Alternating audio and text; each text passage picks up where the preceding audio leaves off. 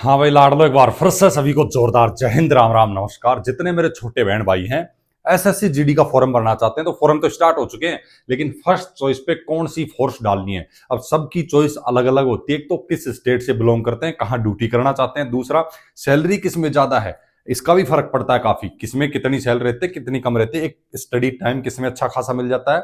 क्योंकि upper level की पढ़ाई करने के लिए बालकों को बहुत ज्यादा जरूरत होती है। काफी बालक होते हैं जो लगने के बाद भी अपने स्टडी जारी रखना चाहते हैं, ठीक है। फैमिली लाइफ कैसी होती है, काफी सारी चीजों को देखते हुए फिर अपन डिसाइड करेंगे कि किस बालक के लिए कौन सी फोर्स फर्स्ट चॉइस पे डालनी सही रहेगी, ठीक है। क्योंकि एक डिसीजन ये बहुत ही इंपॉर्टेंट है आपकी लाइफ का कि आप जहां जॉब करना चाह रहे हैं किस हिसाब से आपको लाइफ में एडवेंचर चाहिए या फिर किस हिसाब से क्या कहानी है। और आप अच्छी खासी पढ़ाई भी कर रहे हैं, सेलेक्ट भी हो जाते हैं, लेकिन मन चाहिए पोस्ट ना मिले, फिर दिक्कत होगी, ठीक है। तो इस वीडियो में अपन यही बात करेंगे, सारी फोर्स जितनी फोर्स के ऊपर इस बार 2026 की जो वैकेंसी आई है, ठीक है। 2025 के दिसंबर में फॉर्म ऑनलाइन शुरू हो गए हैं, ठीक है। तो इस वैकेंसी में जितनी फोर्स के अंदर पोस्ट निकाली हैं उनमें आपके लिए कौन सी बेस्ट रही, क्योंकि कुछ फोर्स जैसे अभी आप देखेंगे एनसीबी है नहीं इस बार, ठीक है, और एनआईए का भी इस बार नहीं है जिक्र आप। तो उस हिसाब से अपन जो है इस बार वैकेंसी जिसके अंदर है उन्हीं के बारे में अपन बात करने वाले हैं, ठीक है। तो सबसे पहले अपन शुरुआत करेंगे लाडलो बीएसएफ से ही, ठीक है। मतलब बीएसएफ से शुरू नहीं करेंगे अपन, फोर्स वाइज शुरू ना करके अपन इधर से शुरू करेंगे। फोर्स आपकी सारी यहां रहेंगी, ठीक है। और अपन बात करेंगे एक एक पे कुछ और आपके डाउट हो तो कमेंट कर देना, फिर से वीडियो में लेंगे, कमेंट का रिप्लाई कर देना। फिर टेलीग्राम पे भी अपन जो है डिस्कस करते रहे। सैलरी का हो गया, आपका अलाउंसेस हो गए, वर्क किसमें क्या काम होता है, कहाँ ड्यूटी वगैरह लगती है, किसमें कितना स्टडी के लिए टाइम मिलता है, डिपार्टमेंटल एग्जाम किसमें दे सकते हो, डायरेक्ट एसआई या आप एएसआई बढ़ना चाहते हैं तो उस हिसाब से किस किस में आप एग्जाम दे सकते हैं। उसके अलावा प्रमोशन, आपकी फैमिली लाइफ वगैरह, canteen facility, other facility, medical facility जितनी भी हैं सब आपकी फैमिली सहित आपको जो है मिलने वाली हैं। किस हिसाब से क्या कहानी रहेगी सारी इसके बारे में अपन बात करेंगे, किस किस में क्या है, ठीक है। तो सबसे पहले अपन सैलरी के अकॉर्डिंग बात करते हैं कि सैलरी के हिसाब से आपको जो है फर्स्ट चॉइस पे किसको डालना चाहिए, ठीक है। तो सैलरी के अकॉर्डिंग अपन अगर बात करें तो आप देखेंगे इन सभी के अंदर ना सैलरी आपकी जो रहेगी 21,700 बेसिक पे, इन्होंने देखा होगा आपने पे लेवल 3 में बेसिक पे बताई हुई है। तो बेसिक पे आपकी होती है भाई लगभग आप 21,700 अगर आप मान रहे हैं तो इसमें आपका डीए इंक्लूड हो जाता है, फिर आपका एचआरए हो जाता है, और भी कुछ छोटे मोटे अलाउंस वगैरह मिलते हैं। तो लगभग इन सब को मिला के ना मैं आपको एक नॉर्मल सी बात बता दूं कि भाई आप ये पकड़ के चलिए भाई 21-22 हजार आपके ये हो गए और आपके 13-14 के आसपास डीए हो जाएगा। तो मतलब 35-36 पहुंच गया। फिर आपका सिटी पे वेरी करता है ये चीजें कि किस मतलब क्लास 1 सिटी में है या क्लास 2-3, मतलब XYZ भी इनको बोला जाता है। उस हिसाब से आपका 10%, 20%, 30% आपका एचआरए होता है। तो उसके हिसाब से आप मान के चल सकते हैं नॉर्मल सिटी का आपका भाई 3,000 के आसपास, फिर 5,000, फिर आप 8 से 9,000, मतलब इस हिसाब से आपका एचआरए आप, मैं मिडिल सिटी एक मान के चलता हूं, उसका अगर अपन लेके चलते हैं तो 4 से 5 आप उसका पकड़ के चलिए। तो 40,000 के आसपास आपकी स्टार्टिंग सैलरी जिस दिन इसमें आप भर्ती होंगे आपकी शुरू हो जाएगी, ठीक है। तो इतनी सैलरी आपको मिलने वाली है आप किसी भी फोर्स को ज्वाइन करते हैं तो। क्योंकि पैरा मिलिट्री फोर्सेस जो भी हैं, मिलिट्री फोर्सेस में मिलिट्री सर्विस पे एक्स्ट्रा मिल जाता है, लेकिन पैरा मिलिट्री में आपको करना क्या है, मतलब जैसे जितनी भी पैरा बीएसएफ, सीआईएसएफ, सीआरपीएफ जितनी भी है पैरा मिलिट्री, उन सभी का जो स्टार्टिंग पोस्ट होती है कांस्टेबल की, वो आपकी पे लेवल 3 के अकॉर्डिंग आती है, ठीक है। मिलिट्री की भी पे लेवल 3 में आती है, बस उसमें कुछ चीजें एक्स्ट्रा आपको मिल जाती है। जैसे कुछ चीजें मिलिट्री सर्विस पे ही आप पकड़ के चलिए। उसके बाद में सैलरी लगभग मैंने आपको बता दिया भाई 40 के प्लस आपकी जो है सैलरी इसमें रहने वाली है स्टार्टिंग। उसके बाद में आ जाता है आपका अलाउंस। ये अब मतलब काम सारा अप डाउन करेगा। अब अप डाउन कैसे करेगा, जैसे आपकी भाई बीएसएफ ले लो, सीआरपीएफ ले लो, आईटीबीपी ले लो, असम राइफल ले लो और एसएसबी ले लो, ठीक है। इनको ले लो, बाकी लाड़ लो, ये आपकी है ना, इन 3 को छोड़ दो। मतलब 7 फोर्स हैं जिनके अंदर इस बार भर्ती निकली है। और ये जो फोर्स मैंने आपको बताई है, बीएसएफ, सीआरपीएफ, आईटीबीपी और आपकी असम राइफल और एसएसबी, भाई असम राइफल को नहीं छोड़ना, लास्ट की सीआईएसएफ और एसएसएफ को छोड़ दो। बाकी ये जितनी आपकी फोर्स होगी ना, ये सभी बनाई गई हैं बॉर्डर एरिया के लिए। फिर चाहे आपका राजस्थान से पाकिस्तान का लगने वाला बॉर्डर हो, जम्मू कश्मीर से लगने वाला बॉर्डर हो, या फिर चाइना से लगने वाला, जम्मू कश्मीर से पाकिस्तान का, फिर चाइना से लगने वाला हो, भूटान, नेपाल, ठीक है, तिब्बत एरिया हो गया, म्यांमार हो गया, बांग्लादेश हो गया, तो उन सभी क्षेत्र पे बॉर्डर एरिया में ड्यूटी वगैरह के लिए आपकी ये सभी फोर्सेस जो हैं तैयार की गई। सीआरपीएफ के जो इंटरनल नक्सलवाद वगैरह क्षेत्र है उस क्षेत्र में भी जो है कंट्रोल करती हैं। आईटीबीपी असम राइफल होगी, म्यांमार साइड का बॉर्डर हो गया आपका, एसएसबी होगी आपकी, भूटान नेपाल क्षेत्र का बॉर्डर हो गया, तो ये सभी बॉर्डर के लिए बनाई गई हैं। अब इसमें क्या होगा, अगर आप एक पोस्टिंग नीचे पीस एरिया में काटते हो तो नॉर्मल आपकी यही सैलरी चलेगी, लेकिन जैसे ही आप बॉर्डर एरिया में, हार्ड जोन में हैं, ठीक है, फील्ड वगैरह में पोस्टिंग जाते हैं, तो वहां पे आपका ऐसी ऐसी जगह भी है जहां पे आपका 25 से 30 हजार एक्स्ट्रा सैलरी से एक्स्ट्रा अलाउंसेस भी इसके अंदर ऐड हो जाता है। ठीक है, तो आप नॉर्मल 20 वाले में भी गए तो आपकी स्टार्टिंग फर्स्ट पोस्टिंग अगर आप 20 हजार तक के अलाउंस में भी जाते हैं तो स्टार्टिंग 60 हजार पे पहुंच जाती है सैलरी। ठीक है, तो ये एक पोस्टिंग के ऊपर डिपेंड करता है आप कौन सी फोर्स चूज कर रहे हैं। और इसमें ये जो फोर्स मैंने बताई है इसमें एडवेंचर भी काफी, अगर आपको लाइफ में एडवेंचर चाहिए तो ये आप इसमें जाना, या फिर आपको सिर्फ नाम के लिए वर्दी चाहिए, एक पुलिस वाला काम करना है, तो आप सीआईएसएफ या फिर अपना एसएसएफ को ज्वाइन कर सकते हैं। थोड़ा पुलिस से टाइट काम होता है इनका, लेकिन इतना टाइट नहीं होता जो इन सभी फोर्सेस में होता है। ठीक है, इन सभी को मैं इक्वली मानता हूं, सभी में लगभग वही हार्ड वर्क है भाई, वही मतलब एडवेंचर भरी लाइफ है एकदम। ठीक है, तो इसमें आपको मैं वही बोल रहा हूं कि भाई कहीं ना कहीं आपको चाहे सैलरी हो या फैमिली लाइफ हो या फिर कहीं ना कहीं आपको एडजस्ट करना पड़ेगा। कुछ बालक होते हैं यार, मेरे को इस हिसाब से नॉर्मल सी वर्दी पहन के चला गया, आ गया, नॉर्मल खड़ा रहा भाई। जैसे आपको पता है औद्योगिक क्षेत्र, इंडस्ट्रियल एरिया जितने हैं उन्हीं में सीआईएसएफ की ड्यूटी वगैरह होती है। ठीक है, चलो वर्क में ये चीजें कवर कर देते हैं अपन। ठीक है, जो तीसरा टॉपिक अपन ने डाला हुआ है, क्या किसका काम रहेगा।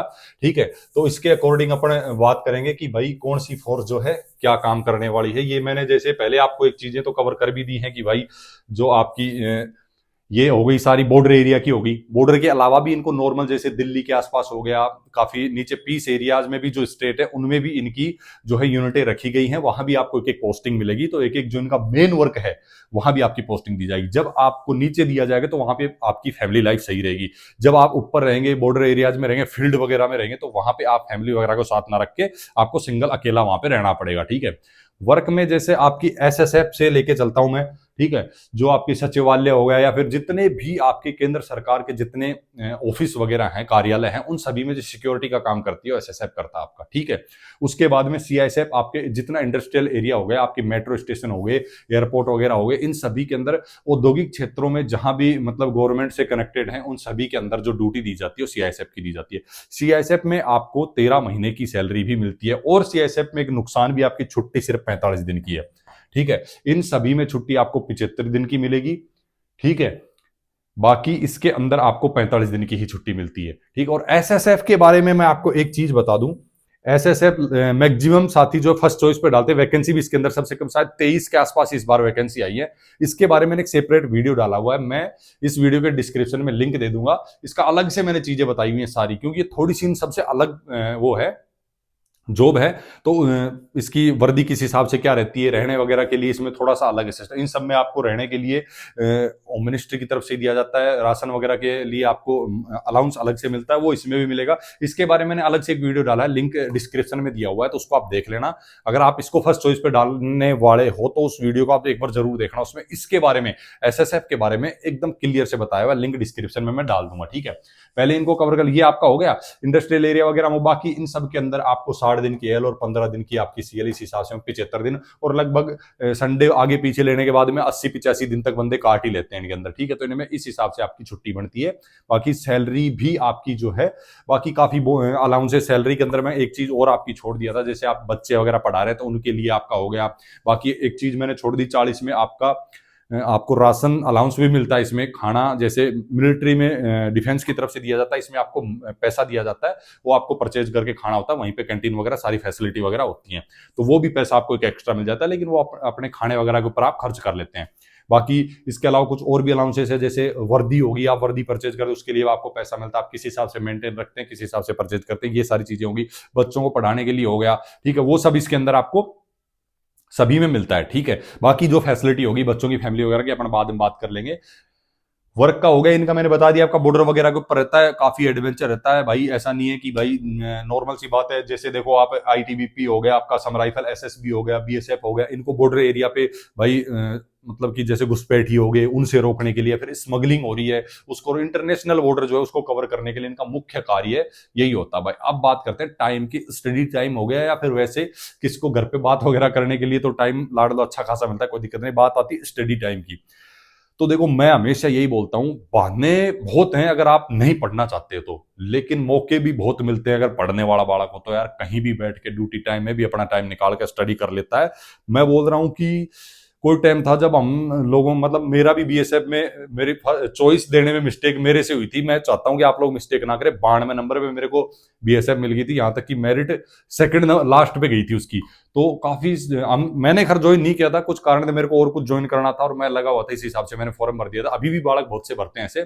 तो कुछ साथी मेरे लगे थे आज वो सर्कल इंस्पेक्टर हैं, ठीक है, और कुछ ऐसा ही है क्योंकि उन्होंने डायरेक्ट डिपार्टमेंटल एग्जाम देके भाई मेहनत जारी रखी थी। अपनी मेहनत जो जारी रखेगा वो ये मान लो कि भाई अपना जो है पोस्ट ऊपर लेके जाएगा।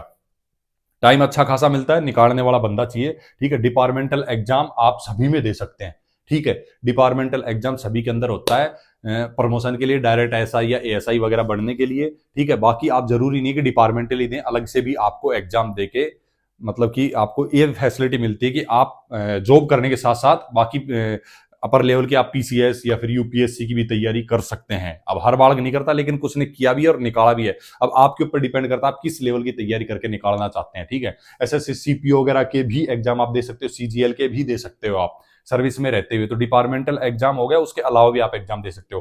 प्रमोशन का मैं बता दूं, अगर आप एक कांस्टेबल से भर्ती होते हैं और आगे कुछ एग्जाम वगैरह देना नहीं चाहते, नॉर्मल अपनी स्मूथली सर्विस करना चाहते हैं, आपको कोई पनिशमेंट वगैरह है, तो बहुत कम ऐसे मतलब कि कांस्टेबल होते हैं जो इंस्पेक्टर तक पहुंचते हैं, नहीं तो एएसआई या एसआई तक सिमट जाते हैं। और कुछ ऐसे भी होते हैं जो कांस्टेबल से आ जाते हैं, हेड कांस्टेबल से रिटायर आ जाते हैं, ठीक है। तो प्रमोशन आपका लास्ट होता है इंस्पेक्टर, वो भी हर कोई नहीं बन पाता, ठीक है। फैमिली लाइफ का मैंने बता दिया इन सब में, ठीक है, इनमें आपकी बहुत अच्छी रहेगी, ठीक है। प्रमोशन का लगभग सभी है, थोड़ा सा अलग अलग फोर्सेस को देखोगे तो किसी में 2-3 साल का फर्क है, बाकी लगभग सभी में सेम है। इनमें फैमिली लाइफ आपकी रहेगी हमेशा, मतलब आप फैमिली वगैरह के साथ रह सकते हो, कोई दिक्कत नहीं आएगी। हमेशा पीस एरिया में, नॉर्मल एरियाज में ड्यूटी रहेगी। यहाँ पे आपको एक पोस्टिंग में आपको कॉम्प्रोमाइज करना पड़ेगा, एक पोस्टिंग जैसे आपको पीस में मिलती है तो वहां आप रख सकते हो फैमिली, अपना क्वार्टर वगैरह आपको गवर्नमेंट की तरफ से मिल जाते हैं, ठीक है। उसके बाद में अदर फैसिलिटी में आपकी सभी के अंदर कैंटीन फैसिलिटी, भाई जो सेंट्रल गवर्नमेंट की पैरामिलिट्रीज को जितनी भी पैरामिलिट्री हैं उन सभी को जो मिनिस्ट्री की तरफ से कैंटीन फैसिलिटी जो प्रोवाइड की जाती है वो मिलती है। अगर आप सोच रहे हैं कि भाई डिफेंस मिनिस्ट्री वाली आर्मी एयरफोर्स नेवी की जो कैंटीन होती है उनमें आपको बेनिफिट मिलेगा, तो उनमें आपको नहीं मिलता है, इनकी अलग से होती है, ठीक है, सारी कहानी। बाकी मेडिकल फैसिलिटी के लिए अलग से कार्ड बनता है और इनके अलग अलग हॉस्पिटल भी हैं। अभी तो दिल्ली में शानदार हॉस्पिटल बना है सीआरपीएफ का, उस पर मैंने एक वीडियो भी डाला था, ठीक है। तो उसमें भी जो है आप अपने माता पिता जो आपके ऊपर डिपेंडेंट है, अपने आपकी भाई वाइफ है, बच्चे हैं और आपके माता पिता है, तो उन सभी का ट्रीटमेंट आप उसके अंदर करवा सकते हैं। बाकी अगर आप कहीं प्राइवेट में भी कराते हैं तो आपके पैसे वगैरह क्लेम हो जाते हैं और आपका कार्ड भी बनता है जो काफी प्राइवेट बड़ी बड़ी हॉस्पिटल वगैरह में लगता है। तो वहां से आपको पेमेंट नहीं करना, सिर्फ बिल बनता है और गवर्नमेंट उसका पेमेंट करती है। तो ये फैसिलिटीज आपको बच्चे पढ़ाने के लिए हो गया, पेमेंट का हो गया, ठीक है, उसके लिए भी आपको पेमेंट मिलता है, फीस मिलती है, आप अपने बालक पढ़ा रहे हैं तो।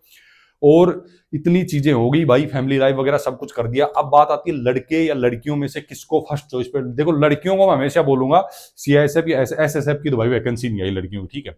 सीआईएसएफ है, सीआईएसएफ को आप चॉइस पर डाल सकते हैं। बाकी तो देखो करने वाली लड़कियों के ऊपर डिपेंड करता है। अब जैसे कुछ मेरे पास कमेंट आते हैं, कुछ पंजाब के बालक हैं या फिर राजस्थान के बालक हैं, ठीक है, वो बोलेंगे सर हमें बीएसएफ चूज करनी है जे एंड के साइड के, क्योंकि ज्यादातर पोस्टिंग पीस में मिलने के बाद उस क्षेत्र में मिलेगी तो घर से थोड़ा नजदीक हो जाएगा, आना जाना आसान हो जाएगा, तो उनके लिए वो बीएसएफ को ज्यादा वो करते हैं, ठीक है। बाकी आपकी सीआरपीएफ हो गई, सीआरपीएफ में जैसे छत्तीसगढ़ हो गया, बिहार के बालक हो गए, उड़ीसा के हो गए, इस क्षेत्र के जो बालक है ना उनको तो वैसे अलग से भी भर्तियां निकलती हैं, उनके ओपन रैली वगैरह भी निकलती है कभी कभार, लेकिन वो बालक ज्यादा प्रेफर करते हैं, है ना। बाकी लगते तो हर स्टेट के हैं क्योंकि सबसे ज्यादा वैकेंसी इनमें है और सबसे कम कट ऑफ भी इनकी जाती है, तो लगते तो हर स्टेट के। पर मैंने बताया है कि बालकों की चॉइस रहती है कि तिब्बत साइड जिनका बॉर्डर एरिया लग जाता है वो इसमें जाने की, आईटीबीपी में जाने की कोशिश करते हैं। तो यही सब कहानी है। बाकी अब आप देख लो भाई, अगर आपको लाइफ में एडवेंचर चाहिए तो आपके सामने असम राइफल के एक फायदे हो रहे हैं, आपको मिलिट्री वाली काफी फैसिलिटी इसके अंदर मिलती है। असम राइफल में जो आर्मी को मिलती है वही लगभग सारी फैसिलिटी, आपको कैंटीन कार्ड भी जो है आर्मी वाला लागू होता है, ठीक है। तो ये हो गया आपका। बाकी इनके अंदर आप देख लो भाई, ये सब में मैंने बता दिया, इस हिसाब से बॉर्डर एरिया में एडवेंचर रहेगा लाइफ में। अगर आपको अच्छे खासे मस्त रहना, फिट रहना है एकदम उस तरीके की लाइफ जीनी है तो आप इसके अंदर जा सकते हैं, नहीं तो बाकी स्मूथली चाहिए तो आपके सामने और बाकी ऑप्शन है। ठीक है, बाकी लगभग हो गया सब कुछ, कुछ छूटा है नहीं, आप अपने हिसाब से देख सकते हैं कि आप फर्स्ट में, लेकिन ध्यान रखना अगर आप अच्छे खासे पढ़ने में और फर्स्ट चॉइस पे आपने कोई भी डाल दी तो आपको सीधी मिल जाएगी वही। ऐसा नहीं है कि फिर आपने सेकंड थर्ड पे डाली और उसकी मेरिट ज्यादा गई तो आपको वो मिलेगी, नहीं, आपके चाहिए फिर वो मान लो 95 नंबर, लेकिन आपने फर्स्ट चॉइस पे भाई डाल दी आपने बीएसएफ ही, तो बीएसएफ ही आपको मिल जाएगी। ठीक है, तो आप उस हिसाब से सोच समझ के डालना, ऐसा नहीं है कि भाई आप ऐसे ही भर दिए ठीक है मेरे को ये मिल जाएगी तो वो मिल जाएगी, तो आप अपने हिसाब से देख लेना मेरे को क्या सही लगता है और फिर उसके अकॉर्डिंग आपके नंबर भी आने चाहिए। ठीक है, फिर भी आपको लगता है कि भाई मुझे कोई डाउट है, मैं ये फर्स्ट चॉइस पे डालना चाहता हूं, उसमें क्या रहेगा क्या नहीं रहेगा, कुछ पूछना हो कमेंट कर सकते हैं बेझिझक होके, हम बैठे हैं फ्री, जब भी टाइम लगता है रिप्लाई वगैरह मारते रहते हैं बालकों का। बाकी इस वीडियो को रोकते हैं यहीं पे, फिर से जबरदस्त वीडियो में जबरदस्त जानकारी, तब तक के लिए सारे नौजवान साथियों को राम राम, नमस्कार, जय हिंद।